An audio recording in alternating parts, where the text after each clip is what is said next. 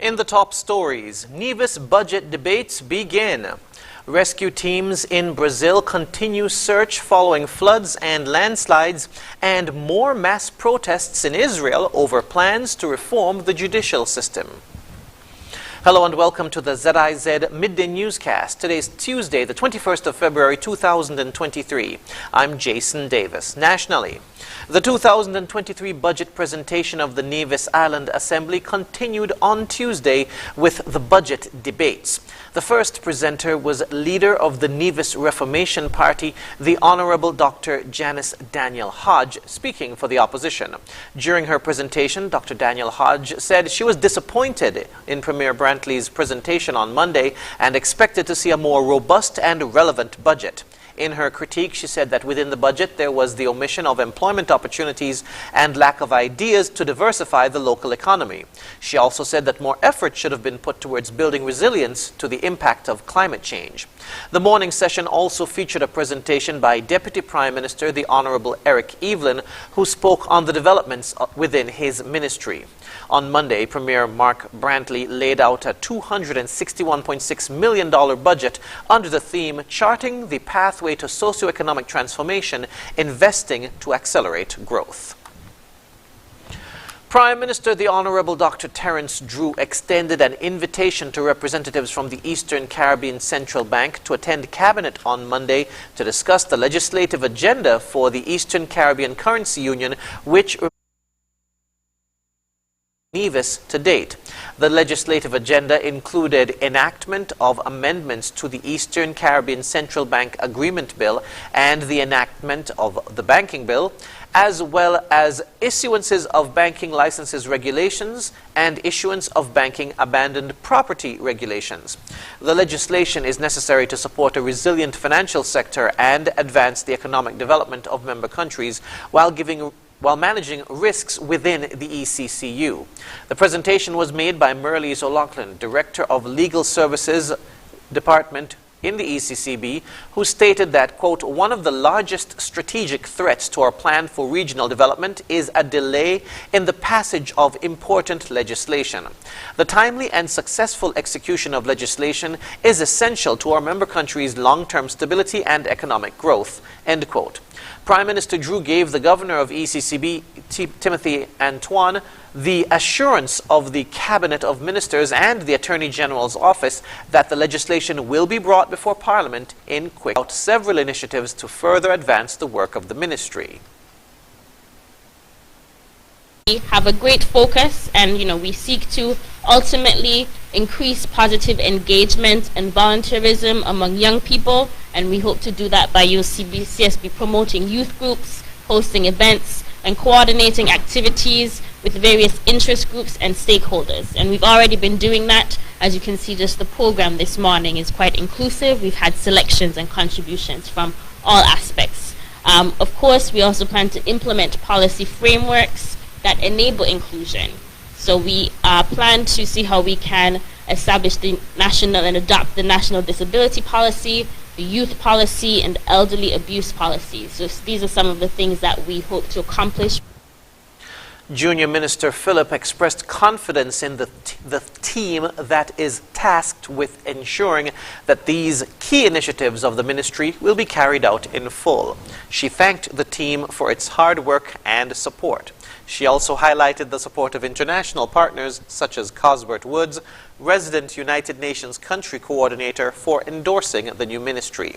She noted that the government, quote, looks forward to the continued support of UN agencies and multi-agency partners who help to resource our work, end quote. Moving now to news on the regional scene. Rescue teams in Brazil are continuing to search for dozens of people who are missing after floods and landslides around Sao Paulo. Al Jazeera's Monica Yanikev reports. Laerte Silva's brother lived here. He has little hope of finding him alive. He must be buried somewhere here. My sister-in-law and my baby niece were rescued from the rubble by the neighbors, but my brother stayed behind and was dragged by the mud avalanche that destroyed their home. Silva's brother is one of 40 that died in lethal landslides in the seaside town of São Sebastião. 200 kilometers from Brazil's largest city, São Paulo. São Sebastião was the epicenter of devastating floods after 600 millimeters of rain fell in 24 hours. Dozens of people remain missing. The family living in this house was lucky. A 62-year-old man, his daughter, and 2 grandchildren, aged 10 and 15. They fled as soon as they heard the mudslide and the vegetation being torn down the hill, and they made it just in time before this tree crashed into their house. Brazil's President Luiz Inácio Lula da Silva visited the disaster area on Monday as rescue operations continued. Sometimes nature surprises us, but many times we challenge nature. We have to think of safe places to rebuild houses for the people of São Sebastião. Ludmila Jimenez says it's time the government admitted that tragedies like these could be avoided. People blame us for putting our lives at risk by building our houses on the hills in unsafe places, but we have no other options. Rents in the city are high, and the only way we can afford a roof over our heads and put food on the table is by building our own shacks, and we don't have cheap housing. Ludmila escaped the landslide with her husband and 1-month-old baby. Like many of the 2,000 people who lost their homes or were forced to leave, she took refuge in the nearby church. The church and thousands of volunteers were fast to help, gathering clothes, water and food for the flood victims. We house 300 people, but are expecting more to come and will soon run out of space. While some neighbors are helping the rescue teams, others offer encouragement with songs and pray for the rain to stop. Monica Yanakiev, Al Jazeera, São Sebastião, Brazil. St. Lucia's Home Affairs Minister, Dr. Virginia Albert Poyot, says public frustration with the long wait times at the Immigration Department is understandable. She says efforts are underway to remedy the situation. More in this report. After complaints of a mold infestation hampering the operations of the Immigration Department resulted in the department's move to an alternate location in the city last year, St. Lucians continue to argue that the wait times for service at the department continue to be a major inconvenience. Some individuals have cited that they have to wait long hours in line for the collection of their passports, with some being told that the documentation was not ready, having to make a return trip to Castries and endure the grueling wait outside the office. Home Affairs Minister Dr. Virginia Albert Poyot revealed on Monday that the wait times are the result of a backlog brought on by staff callouts, and she hopes that a move to a more conducive facility in the near future will remedy the situation. We have identified a new location to relocate the entire Immigration Department, and we are actually doing the retrofitting for the place. The venue was selected by the Immigration Department, so they are very pleased with that location.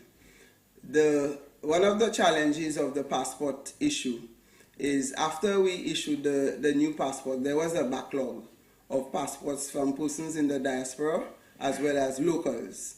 And since then, we had a situation where the air quality in the area where the employees worked created some problem, and therefore most of them went on sick leave. So that slowed down the process. The minister also noted a trend in people acting as placeholders in the lines at the Immigration Department. She says this practice is being monitored by the department and encourages the public to desist from the action. There is also something that we suspect. Some people do go on the lines, and this is something we have to ply the line going up and down. People come on the line, and these are not persons who come for passport. They are actually coming to hold spaces for people, and they come very early in the morning. And we are seeing it developing as a little business. And this is something I am encouraging St. Lucians to discourage. So when you see those long lines, it's persons who are actually trying to lobby